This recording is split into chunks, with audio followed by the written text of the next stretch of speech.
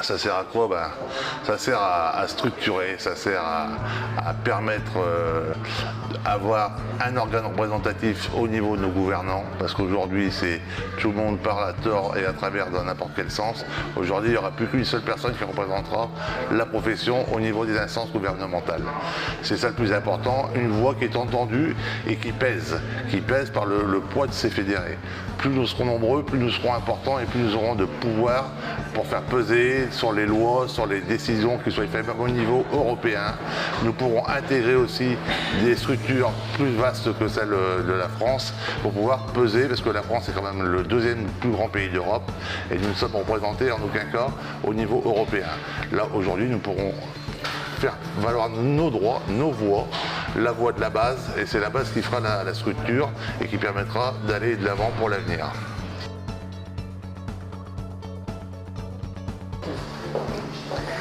Donc le but de la fédération, c'est de mettre en place un système juridique avec des juristes, des avocats qui, eux, vont prendre la défense de notre métier.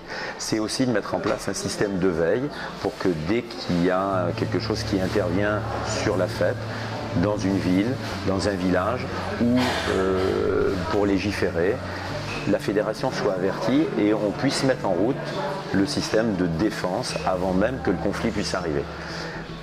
Donc le but de cette fédération, c'est aussi qu'à chaque moment, quand on a une question, si on a un souci sur la fiscalité, sur l'organisation, sur la profession, la personne ou le forain qui est fédéré puisse appeler et avoir une réponse. Il n'y aura pas, à part les employés qui seront embauchés, donc les avocats, les secrétaires, tout ça, qui eux, c'est normal, auront un salaire, mais tous ceux qui seront prêts à représenter la fédération prendra en charge leurs frais quand ils se déplaceront pour la fédération et pour leur poste, donc président de région ou président national ou trésorier, mais en aucun cas, n'importe quelle personne avec n'importe quel titre qu'il aura par rapport aux élections n'aura de rémunération fixe. Alors, ces grands projets, c'est de continuer ce qui se fait aujourd'hui, c'est-à-dire les différents les problèmes d'ordonnance, on est en train de travailler dessus, mais on espère les développer à terme, un jour, aboutir à ne plus être embêté avec ce genre de problème. La concertation préalable aujourd'hui, mais toutes les lois qui arrivent au loin et qu'on ne voit pas arriver parce qu'on a toujours attendu que la maison avait brûlé pour appeler les pompiers, là aujourd'hui la fédération, elle sera là pour travailler en amont, elle sera là pour voir arriver de loin les problèmes, et elle sera là aussi donc pour participer aux discussions au niveau européen, parce qu'aujourd'hui beaucoup de lois viennent de Bruxelles ou de Strasbourg, et ça va être là notre rôle principal, de pouvoir aller travailler à ce niveau-là.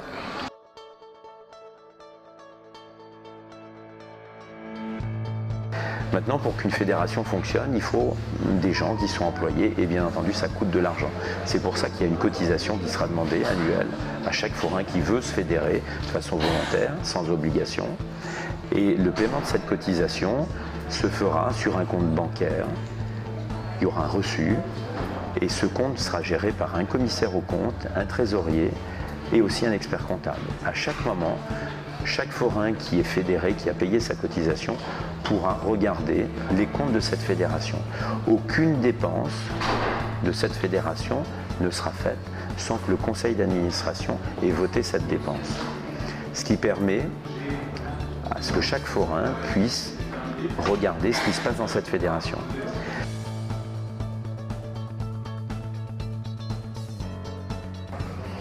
Bien sûr. Il n'y aura pas de différence. Du moment où on sera adhéré à la fédération, que la fête contient 10 forains ou qu'elle contient 200 forains, la défense sera la même et la représentativité sera la même pour tout le monde. Ce qui est important aussi, c'est que tous les projets que les forains peuvent avoir, parce que chacun, on a des idées différentes, ils pourront être amenés au conseil d'administration grâce aux représentants régionaux Donc chaque forain pourra faire appel au représentant de sa région en lui disant voilà, moi j'ai tel projet, j'ai envie que telle chose change, j'ai envie que les choses évoluent de telle façon, j'ai envie qu'on fasse la promotion de telle chose pour la fête foraine. Eh bien il en fera part à son représentant régional qui lui, lors des conseils d'administration, proposera le projet, il sera voté et le président défendra ce projet auprès de toutes les instances nécessaires pour que le projet aboutisse. Ça c'est une chose importante parce qu'au moins on aura une représentation démocratique et chacun pourra donner sa voix.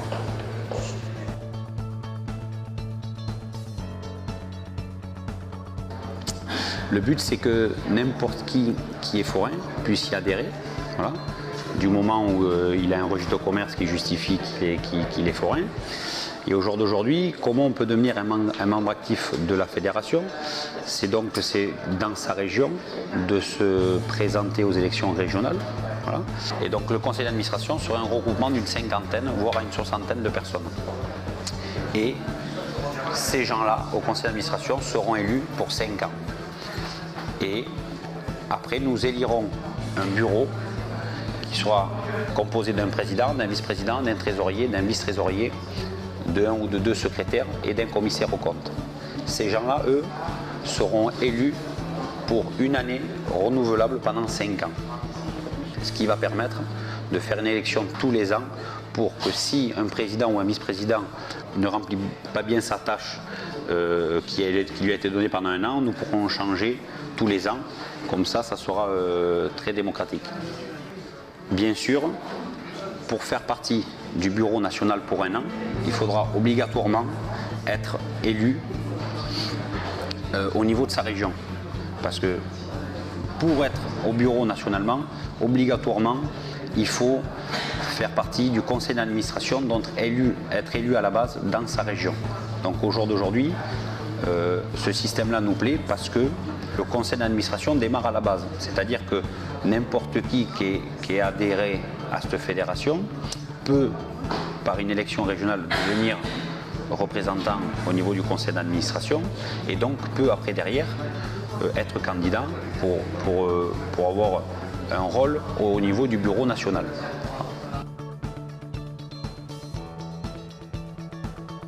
En fait, aujourd'hui, plusieurs voix parlent, il y a plusieurs sons et voix dissonantes, et à ce niveau-là, il faudra que la fédération, à ce jour, sera la seule voix représentative à terme pour représenter la profession sur tous les échelons, juridiques, fiscal et gouvernemental. Nos interlocuteurs sont les élus du peuple, et ça va être à nous, en tant qu'élus de la profession, de pouvoir se battre pour faire perdurer notre métier dans les années à venir.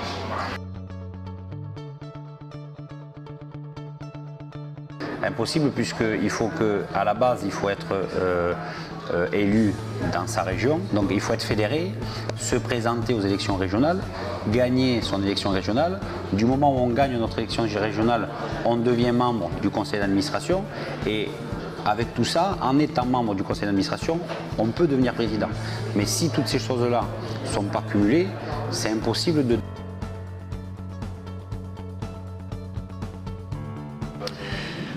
Déjà d'une, pour commencer, il n'y aura plus de personnes parce que chaque président de syndicat se sont jusqu'ici autoproclamés. Donc on n'aura plus de personnes autoproclamées puisqu'elles vont être élues démocratiquement. Deuxièmement, ça va donner la parole à des gens qui n'ont jamais pu s'exprimer et faire remonter leurs idées au plus haut. Moi, je suis issu d'une famille avec mes parents, je faisais beaucoup de petites fêtes, de petits villages, où parfois c'était des très petits villages, et des gens de notre catégorie, par exemple, j'aime pas le mot catégorie, mais je suis obligé de l'employer, des gens de notre catégorie, on ne pouvait jamais faire remonter nos idées au plus haut. Parce qu'on n'avait pas les relais nécessaires pour le faire. Aujourd'hui, par l'intermédiaire des présidents de région et du conseil d'administration, l'idée de chacun et la parole de chacun sera portée au plus haut pour essayer de faire avancer les choses.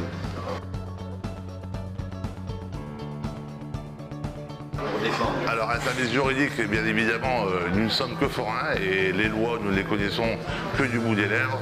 Et donc un service juridique sera là en permanence dédié à intervenir dans les villes où chaque adhérent pourra rencontrer des problèmes d'emplacement, quel qu'il soit concernant la profession, le service juridique sera là pour répondre en temps réel et au cas intervenir auprès des mairies pour recadrer et pour trouver des solutions alternatives au lieu d'une exclusion sur une fête foraine ou autre. Le service juridique sera là pour orchestrer et pour travailler pour le bien-être de la profession.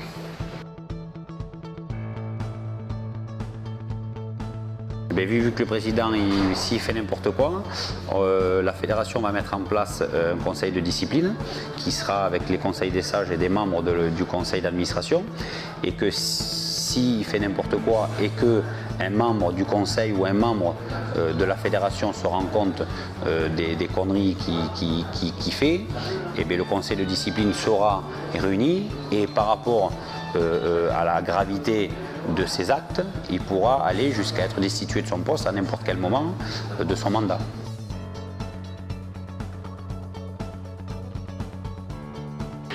Alors la fédération elle a un intérêt et puis c'est une continuité par rapport à ce qui avait été mis en place depuis 2 ans, cette commission interministérielle. La fédération est la continuité logique pour renforcer cette commission. Donc déjà c'est d'être fédéré un plus grand nombre, d'apporter des idées nouvelles aussi, parce qu'on n'a pas la science infuse, hein. On a besoin des idées de tout le monde. Et on va pouvoir débattre plus largement sur plusieurs sujets dont on n'a pas encore débattu. Sur la scolarisation, oui, forcément qu'elle va faire avancer. Sur les transports, parce que la fédération aujourd'hui, au lieu d'avoir plusieurs interlocuteurs avec des idées un peu cafouillues, tout le monde propose des choses sans trop savoir qu'est-ce qu'on propose. Là, il va y avoir une base qui va faire remonter ces idées et qui vont être amenées au plus haut niveau pour les proposer.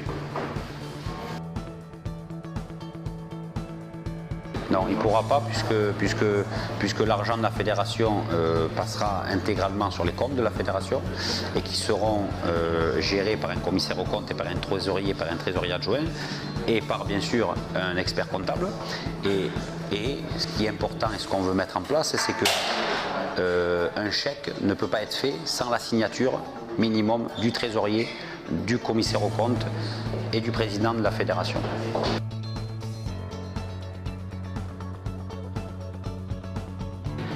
Alors comment la fédération va protéger l'avenir du métier? Tout simplement en accompagnant tous les prochains projets juridiques et de loi qui pourront arriver, et on pourra s'en défendre que mieux, parce que justement cette fédération elle servira à prévenir tous les futurs textes de loi qui pourraient nous chagriner, que ce soit au niveau du transport, au niveau fiscal, au niveau, peu importe les niveaux sur lesquels notre profession est reconnue, il faudra que la fédération puisse intervenir avant tout problème.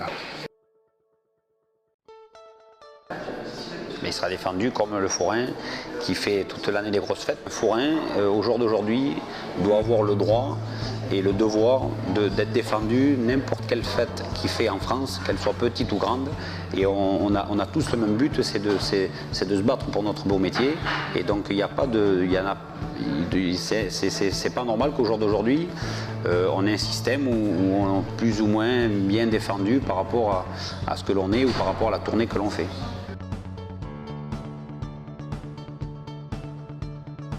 Justement, aujourd'hui, moi ça fait 25 ans que je fais du syndicalisme et aujourd'hui je m'aperçois qu'on est arrivé dans des limites. On avance très peu. Heureusement que cette commission s'est créée maintenant depuis 2 ans, qui a permis de recadrer et de recentrer et d'avoir enfin quand même des interlocuteurs stables et fixes. Et justement, la fédération permettra d'amener dans les années futures une stabilité à la profession et permettra donc aux gouvernants d'avoir toujours des gens, les mêmes personnes en face d'eux avec qui discuter et pouvoir travailler dans la sérénité et la pérennité.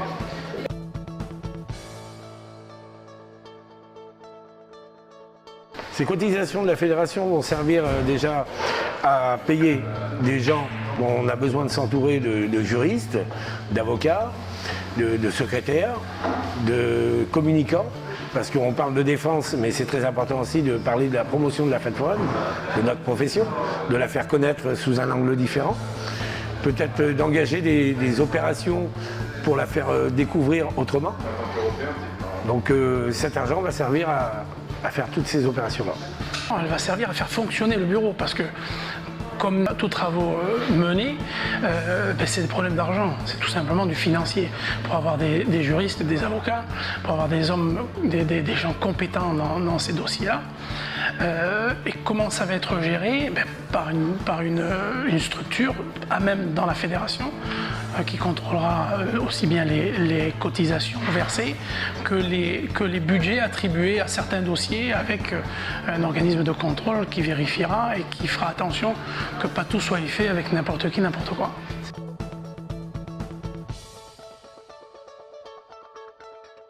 Alors la fédération, elle s'appuiera bien entendu sur les avis des différents juristes ou avocats, mais elle prendra aussi en compte la technicité du métier, parce que nos avocats et juristes ne sont pas forcément formatés pour travailler avec nos us et coutumes et nos traditions, et on va faire en sorte avec le temps de travailler justement pour pérenniser, travailler avec les mêmes services juridiques et les mêmes avocats pour obtenir les cas échéants des cas de jurisprudence qui permettront à terme de faire travailler le métier plus sereinement.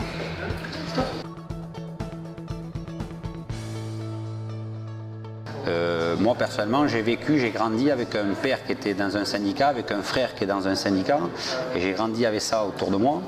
Et si vous voulez, mes premiers souvenirs, ils viennent et dont je suis pas mal fier, c'est que j'ai dormi sur la rocade de Toulouse parce qu'on a bloqué la ville d'Albi et on a gagné cette ville. Et aujourd'hui, la fête d'Albi se déroule bien.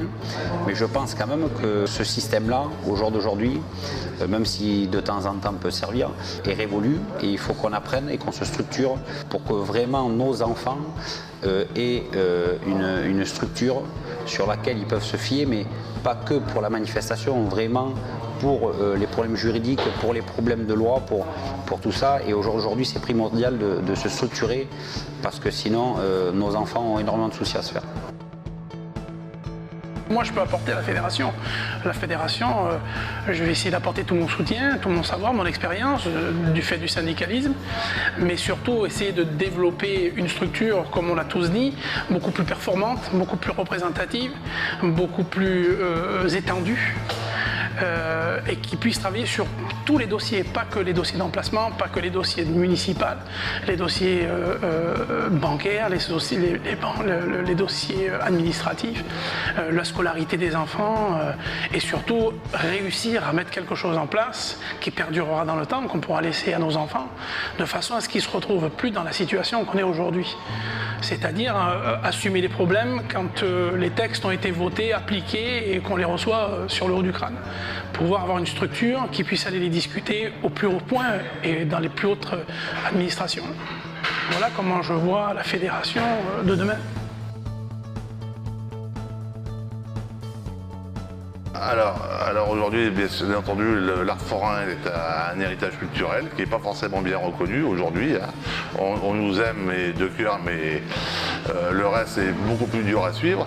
Alors elle fera, la fédération, elle va travailler à terme pour essayer d'avoir une reconnaissance déjà nationale et après européenne, plus ou moins, sur l'approbation et l'intégration au niveau de la culture française et de la culture internationale. Mais c'est que personne fasse ce qu'il veut avec l'argent d'autrui. C'est-à-dire que l'argent en général de la fédération sera voté au conseil d'administration sur tel programme ou tel dossier qui serait plus important qu'un autre. Et tout simplement qu'une seule personne ne puisse pas faire n'importe quoi avec l'argent de tout le monde.